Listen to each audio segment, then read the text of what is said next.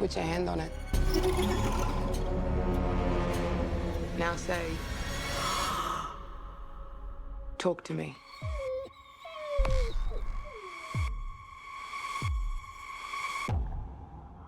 Talk to me.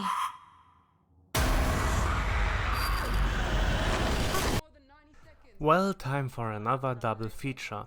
This time after aliens and found footage / mockumentary, the theme is ghosts, I guess. In today's video I will talk about the young and wild, with Talk to Me and the legend returning with a proven team, with the Candyman reboot. I'm starting with Talk to Me. Talk to Me had a lot of positive buzz when it was released, even though the trailers looked like it could have been something more on the generic side of things. But now that I have watched it, well, it turned out to be as good as everyone said. It's no masterpiece, but it's a damn good watch, and fun in a kind of gruesome, morbid way.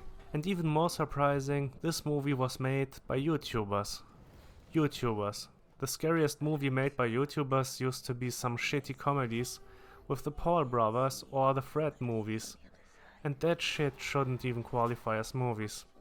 I did watch a couple of the shorts and sketches of the Filippo brothers who made this movie, which are pretty bizarre, and even though I didn't think they were super funny, I did appreciate the creativity and weirdness. And they have some familiar faces in their sketches, I heard. But Talk to Me is not just good for a movie made by YouTubers. It's an honestly good horror movie. It reminded me of Hereditary, which is a big compliment. And while it doesn't quite reach the heights of Hereditary, it does get surprisingly close.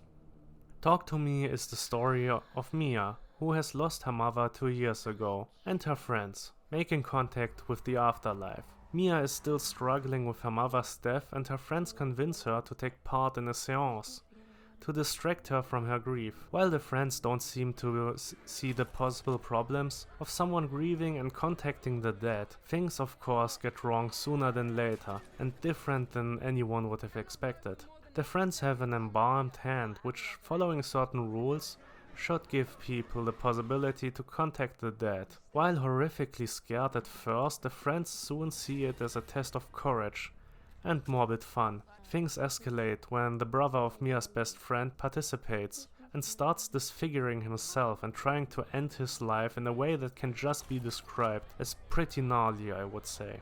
Things get more complicated when Mia is seeing the ghost of her mother and is seemingly possessed by the dead herself at times.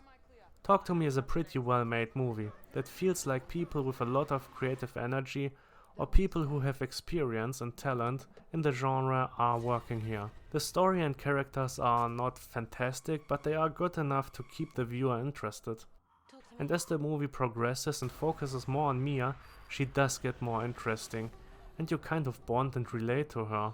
It's not a super scary movie, but it does have this great mood and some shocking moments I didn't expect. It's not a gore fest or anything like that, but there are some uncomfortable scenes. It is interesting and gets more and more thrilling. It's also a bit of a family drama at times. For one, the little brother who is tormented by the dead, Mia's dead mother, and the dark family secret which Mia suspects are at play here. Overall, I did like the story quite a bit and like the character of Mia quite a bit. Everyone does a pretty good job, but Sophie Wilde as Mia was better than I had expected when the movie started. It's also shot very well and it just looks good. The scare moments are well executed. It has a good mood, as I said, and the effects are also well done. And Talk to Me gets an 8 out of 10. Overall, just a pretty pleasant surprise. Something I unfortunately can't say about the other movie I watched that weekend.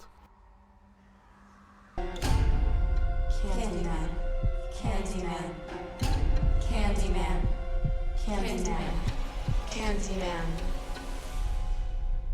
Well, we're still alive. Let's go.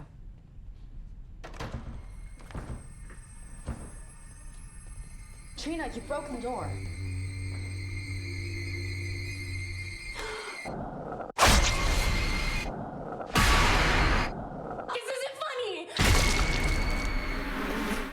Oh boy, where to start? I guess with an unpopular opinion of mine. I think Jordan Peele is overrated. Let me explain. While none of his films have been bad, they are mostly pretty mediocre in my opinion. They have nice ideas, but you always add something stupid to them. Get Out, for example. Great idea, cool mystery, nice social commentary, but also stupid shit. Like, for example, how was Daniel Kaluuya's character able to put the cotton into his ear while he is bound to the chair? I mean, his hands are firmly on the sides of the chair and he can't reach his hands with his head or the other way around. In Us, why did they show the world of the tethered as well in such detail, as it makes everything just silly and stupid and nonsensical. Also the logistics of how the underworld community of the tethered works. I probably liked Nope the most, but there's also a lot of nonsense. You could argue that this is just open for interpretation, but why show a shoe that is just standing in an impossible angle? Why have that silly action-packed ending? Why have a happy end when it just makes the whole thing even more unbelievable? And the stakes lesser. The suspense of disbelief you have to offer while watching these movies is just insane. They are mostly entertaining though. Even if they are frustrating to me personally, and I don't think that he is such a master of horror as some people make him out to be. He is an okay filmmaker, that's it. He didn't really impress me, but I also don't hate his work. But it strikes me as odd that he is seen as such an important voice. Other filmmakers have also used social commentary, especially in horror. He is not exactly breaking new ground or is revolutionary. I do appreciate that he is giving the viewers movies about black people and as seen from a black experience, as it offers new aspects to the genre, though. And I hope he will give other black filmmakers a chance to do their own movies, like he did with Candyman, which is directed by Nia Da Costa. But the script was co-written by Peele and I think you can really feel that. There is some forced comedy, some more or less this time forced social commentary, especially at the end in this one. The directing is solid, you can give the movie and Da Costa that. There are some pretty atmospheric shots, but the story itself and the characters are just not that interesting in my opinion. They also all look like models, which is something that kind of distracted me. And Nathan Stewart Jarrett, which I know from Misfits, and I was actually looking forward to see him here, well, his role was pretty disappointing. He just played a cliched gay guy with little screen time. But what really put me off was the change and the emphasis on the change of the mythology. You see, the original Candyman was the story of a woman that is followed by the Candyman, played by Tony Todd, who was an artist in the old days and had an affair with a white woman, which led to him being tortured and killed. He then came back as a vengeful spirit and killed everyone who was calling his name 5 times. And I think there is some beauty in it. Let me explain. Something as beautiful and pure as love is treated as a crime due to the time it is set and the people who love each other. And this pure and beautiful thing is turned into something ugly with its senseless killing and suffering. The reboot didn't give me that feeling at all. Instead we watch a new Candyman. A homeless person who was killed by the police and came back as a ghost who feels more like Dracula with a hook. As the movie progresses, the main character Anthony is getting obsessed with the Candyman myth and slowly seems to transform into the Candyman. We see a couple of kills that are kind of nice but nothing great, and the Candyman here just doesn't have the presence of Tony Todd, but well, who has? Except for Tony Todd. For the things that really frustrated me, I have to talk spoilers though. A guy who saw the last Candyman, the homeless man, is abducting Anthony and his girlfriend in the showdown. He chops off Anthony's hand. Anthony has already been stung by countless bees and his skin is all messed up and he is supposed to kill his girlfriend. But his girlfriend can escape and the guy who abducted them gets killed. Eventually the police arrives and Anthony is held by his girlfriend and they just reuse the alternative end of Get Out and the police shoots him. While Anthony is on the ground, held by his girlfriend and seemingly dying. Which doesn't really make sense in that context in my opinion. In Get Out it would have fit, as the police would have seen Daniel Kaluuya's character get from the property with a dead white woman nearby. But here it just seems stupid and like a reuse for an ending they had already thought of. I thought the whole idea of having different Candymans was stupid as well, and I would have preferred to just have Tony Todd back.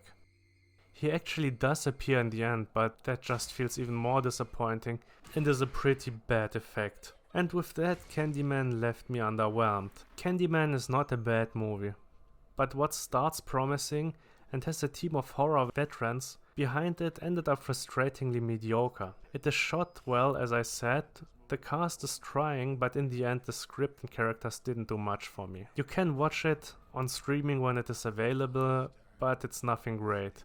Even though I would say it's probably the second best Candyman movie, but that's not saying much. And with that said, the Candyman reboot gets a 5 out of 10. And that's it for now. See you in the next one. Candyman. Candyman. Candyman. Candyman. Don't say that. Candyman.